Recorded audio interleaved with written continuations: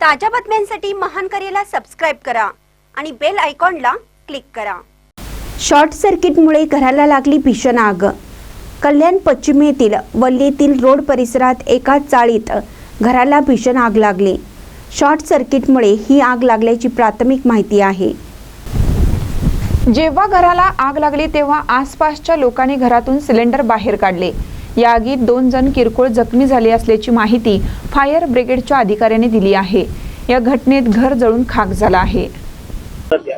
आधारवाडी अग्निशमन केंद्र येथे 4:15 ते 4:30च्या दरम्यान आगीचा कॉल आला। घरामध्ये आग लागल्याची ती घटनेची माहिती मिळताच अग्निशमन दल त्वरित घटनास्थळी पोहोचले।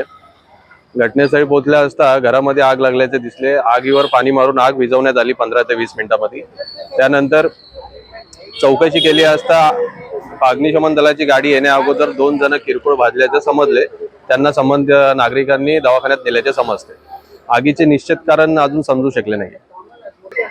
आगीमध्ये अंदाजे मालकाच्या सांगण्यावरून 3 लाखचं नुकसान झाल्याचं समजतं।